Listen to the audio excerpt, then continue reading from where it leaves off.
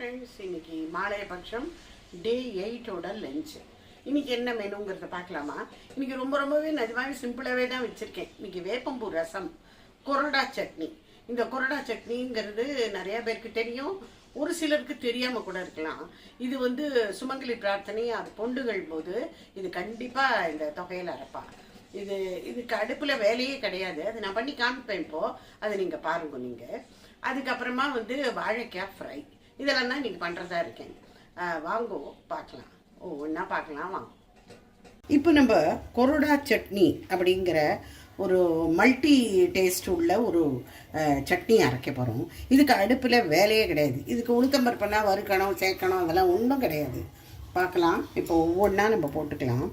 இதில் முதல்ல தேங்காய், ஃப்ரெஷ்ஷு தேங்காய். அதுக்கு முன்னாடி இதுக்கு தேவையான உப்பு நான் எடுத்து வச்சுட்டுருந்தேன். இப்போ இதில் தேங்காய் ஒரு 4-5 ஸ்பூன் இங்கே நான் தேங்காய் போட்டுருக்கேன். வெல்லம் 1 டேபிள் ஸ்பூன். இதில் பலவித சுவை இருக்கும். இதில் உப்பு, உரப்பு, புளிப்பு, திதிப்பு எல்லாமே இருக்கும். இதில் நான் புளியை கரைச்சி நான் வடிகட்டி வச்சுட்டுருக்கேன். அதனால் இந்த கலராக இருக்குது. கொத்தமல்லி,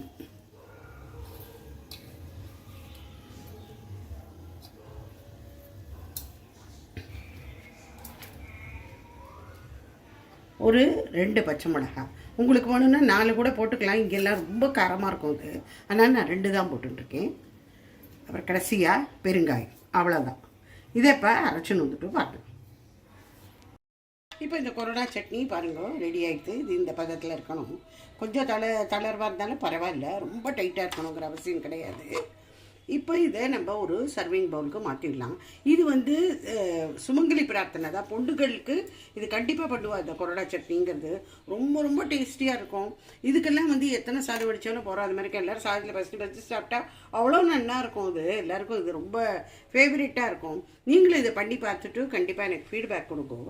இது ரொம்ப சுலபத்தில் யார் வேணாலும் அரைச்சிடலாம். ஏன்னா அடுப்பில் வேலை கிடையாது. எல்லாத்தையும் மிக்சியில் போட்டுக்கணும் நான் சொன்ன இன்க்ரீடியன்ட்ஸ் எல்லாம்.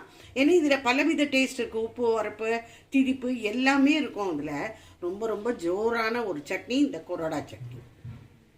அடுத்தது நான் இங்கே புளியை கரைச்சி வச்சுட்டுருக்கேன் வேப்பம்பூ ரசத்துக்காக. வாங்குவோம், அதை பார்க்கலாம். அடுத்து முதல்ல புளியை நான் கரைச்சி இந்த மாதிரி டம்ளரில் ரெடியாக எடுத்து வச்சுட்டு அதை விட்டுணுன்னா கல் உப்பு ஒரு 1/2 ஸ்பூன், ஒரு 2 மிளகா வத்தலை அப்படியே போட்டுடணும். இது ரொம்ப சிம்பிள் ரசம். இதில் ரொம்ப வேலையெல்லாம் ஒன்றும் கிடையாது.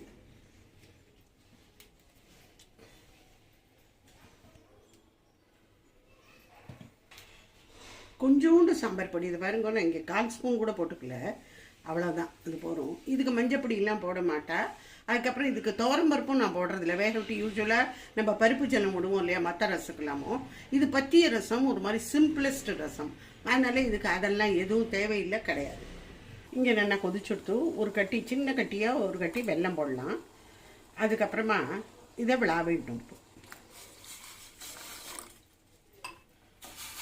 இதில் இப்போ ஒரு கொதி வரணும், முத்து கொதி, தளதளலாம் கொதிக்கப்படாது. அதுக்கப்புறமா நம்ம நெய்யில் கடுகு, மிளகா வத்தல், வேப்பம்பூ, பெருங்காயம் இது எல்லாத்தையும் நல்லா நெய்யில் தாளித்து இதில் அப்படியே போட்டணும். அப்புறம் கொதிக்கவே கேஸ் ஆஃப் பண்ணணும். இப்போ இதை ஆயிடுத்து, இதை இறக்கிடலாம். நம்ம ஆஃப் பண்ணிட்டேன். இப்போ நம்ம தாளித்து கொட்டி அதை ரெடி பண்ணிடலாம். இங்கே நான் நெய் 1 ஸ்பூன் விட்டுருக்கேன். நெய் காஞ்சதுக்கு அப்புறமா கடுகு 1 ஸ்பூன்,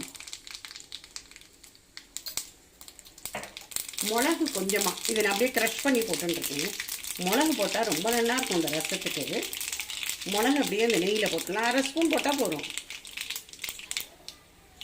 மிளகா வத்தல், கருவேப்பிலை, வேப்பம்பூ, பெருங்காயம். இதை நல்லா பொரிக்கணும். பொரிஞ்சு ரொம்ப கருக்கக்கூடாது, பொரிஞ்சிடணும். அப்படியே பொரிஞ்ச உடனே அதை போட்டுருணும். வேப்பம்பூ ரசம் மாதிரி ஒரு நல்லது வேறு எதுவுமே கிடையாது. அவ்வளோ நல்லது, டேஸ்ட் ரொம்ப நல்லாயிருக்கும். சூடான சாதத்தில் நெய்யை விட்டுட்டு இதை பசிஞ்சால் அவ்வளோ பசி சாப்பிட்டா அவ்வளோ நல்லாயிருக்கும்.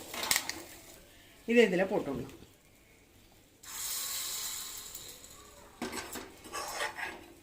இந்த மாதிரி பொரிச்சுண்டு நம்ம சூடான சாதத்தில் நெய் விட்டு அப்படியே சாப்பிடலாம். ரசத்தில் தான் போடணுங்கிற அவசியம் கூட கிடையாது. அப்படியே வேப்பம்பூ சாதமாக சாப்பிட்டோன்னா அவ்வளோ நல்லாயிருக்கும். இதை மூடணும், இல்லைன்னா வாசனை படும். கொஞ்சமாக அப்படி திறந்து வைக்கலாம், மற்றபடி இது மூடி இருக்கும். இப்போ நம்ம வாழைக்காய் ஃப்ரை பண்ணலாம். இதை வந்து முதல்ல தோலை சீவிட்டு விடலாம்.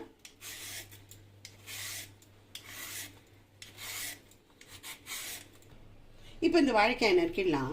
நேற்றுக்கு யாரோ கேட்டிருந்தேள், யாருக்கு பேர் ஞாபகம் இல்லை, என்ன பிராண்ட் அப்படி யூஸ் பண்ணுறேன் கத்தின்னு. இது ஏஸ்ங்கிற பிராண்ட். இது ரொம்ப நல்லா வெட்டுறது இந்த கத்தி. இப்போ இதை ரொம்ப மெல்லிஸாக கட் பண்ண வேண்டாம். இது ஒன்றே குழஞ்சி போயிடும், நல்லா ஃப்ரை ஆகாது. கொஞ்சம் திக்னஸ் வச்சுக்கலாம். அதில் இங்கே ஒரு கடாய் வச்சுட்டுருக்கேன் கேஸில். இதில் வந்து 2 ஸ்பூன் எண்ணெய் விட்டுருக்கேன். இப்போ கடுகு, கொஞ்சம் பெருங்காயம்,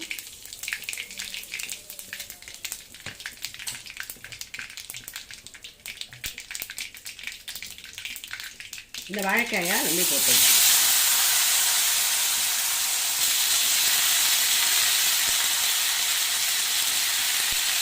மஞ்சப்பொடி, உப்பு,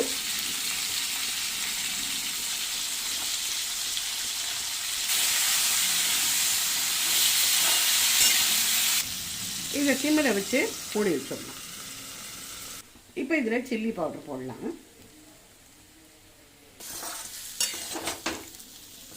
இதில் நிறைய பேர் இதில் சாம்பார் பொடி கூட போட்டு இறக்குவோம். அதுவும் ரொம்ப டிஃப்ரெண்ட் டேஸ்ட்டாக இருக்கும். ரொம்ப ரொம்ப நல்லாயிருக்கும். சாம்பார் பொடியை போட்டு சில்லி பவுடருக்கு பதில் சாம்பார் பொடி போடணும். இல்லாட்டா நம்மள்கிட்ட இந்த இது அன்றைக்கி இந்த பொடி பண்ணுறதெல்லாம் காமிச்சல பருப்பு பொடி உங்கள்கிட்ட இருந்தால் தூவி இறக்கலாம். அதுவும் ஒரு டிஃப்ரெண்ட் டேஸ்ட்டாக இருக்கும். இந்த வாழைக்காய் ஃப்ரை பண்ணுறதுக்கு நிறைய மெத்தட் இருக்குது. விதவிதமாக பண்ணலாம். இதை என்ன இப்போ பொடியை வேணாலும் அதில் ஸ்ப்ரிங்கிள் பண்ணிக்கலாம். நல்லாயிருக்கும் டேஸ்ட்டு. இப்போ வாழைக்காய் ஃப்ரை ஆகிடுது. இது நான் சமையல் பண்ணிட்டு இருக்கேன். நீங்கள்லாம் வந்து கொஞ்சம் டிப்ஸ் சொல்லுங்க அப்படின்னு சொல்கிறேன். என்னத்தை பெருசாக நான் டிப்ஸ் சொல்ல போகிறேன். அதனால் நான் என்ன ஃபாலோ பண்ணுறேனோ அதை உங்களோட நான் ஷேர் பண்ணிக்கிறேன். நிறைய பிகினர்ஸ் இருப்பேன், அவள்லாம் இதை தெரிஞ்சுக்கலாம். எப்போவுமே கிச்சனில் வேலை செய்யறச்சு 2 துணி வச்சுக்கோங்க. 2 கைப்பிடி துணின்னு நம்ம சொல்லுவோம். அதுக்கு ஒன்று வந்து ட்ரையாக இருக்கணும், ஒன்று வந்து இந்த வெட்டு. அப்பப்போ இந்த மேடையில் நம்ம எதாவது சிந்துவோம், இது வேலை பண்ணுறச்சே ஏதாவது கொட்டும், ஏதாவது இதுவோ அதை உடனே இப்படி வந்து தொடச்சி வச்சுடணும். இப்போ இன்னொன்று வந்து ட்ரை கிளாத் ஒன்று வச்சுக்கணும். அப்பப்போ இந்த கையை தொடச்சிக்கணும். ஏன்னா நம்ம புடவையெல்லாம் எப்படி நம்ம ஒன்று ஏப்ரன்லாம் போட்டுன்னு சமைக்கிறவா கிடையாது. நம்ம சாதாரணமாக இந்த சாரியோ சல்வார் சூட்டோ ஒரு இது நைட்டியோ போட்டுன்னு சமைக்கிறவா. இந்த இடமெல்லாம் அழுக்காக போயிடும். அப்போ நம்ம வந்து ஒரு துணி இந்த மாதிரி கைப்பிடி துணியெல்லாம் வச்சுட்டேன்னா கூடிய வரைக்கும் அழுக்காரத்தை அவாய்டு பண்ணலாம். இதுவும் ரொம்ப சிம்பிள் தான், ஆனால் ஒரு வேல்யூபுளாக இருக்கும். அது கொடுக்கலாம். நிறைய பேர் பார்க்குறேன் கிச்சன் இதில் வந்து ரொம்ப வளையல்லாம் அடிக்கிண்டு இந்த பீட் ஒர்க், ஸ்டோன் ஒர்க், இல்லை கிளாஸ் வளையல், அதில் இந்த மேலெல்லாம் இந்த ஒர்க் மீனாக்காரின்னு சொல்லுவாங்க. அந்த மாதிரி அது வந்து உதிர்ற டைப். அதனால் ஒரு பாலிஷ் போட்ட மாதிரிலாம் இருக்கும். அதெல்லாம் போட்டுட்டு தயவு செஞ்சு கிச்சனில் வந்து வேலை பண்ணாதீங்க. ஏன்னா நம்மளோட ஃபுட்டு வந்து ஸ்பாயில் ஆகிறதுக்கு சான்ஸ் இருக்குது. அதுமாதிரி மோதிரம் எதாவது போட்டுட்டு இல்லைன்னு கைட்டி வச்சுடுங்க. ஒரு இடத்துல ஞாபகமாக வைக்கணும். சமையல் பண்ணும்போது அது வேண்டாம். நம்ம புளியை கரைக்க வேண்டியிருக்கு, காய்கறி நறுக்க வேண்டியிருக்கு. ஸோ அதனால கூடிய வரைக்கும் இந்த ரொம்ப too much of bangles and மோதிரம் இது 2 வேண்டாம். இப்போ பிளேட்டிங் பார்த்துடலாம். வாழைக்காய் ஃப்ரை,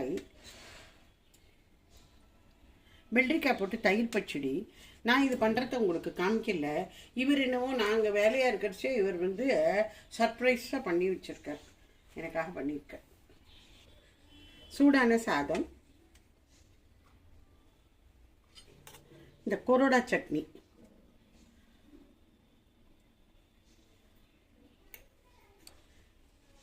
நெய், எண்ணெயும் ஊற்றிக்கலாம், அவ இஷ்டம். ரசம், தயிர். ஸோ இதான் நேற்று லஞ்சு. நாளைக்கு பார்க்கலாம். Bye friends, take care.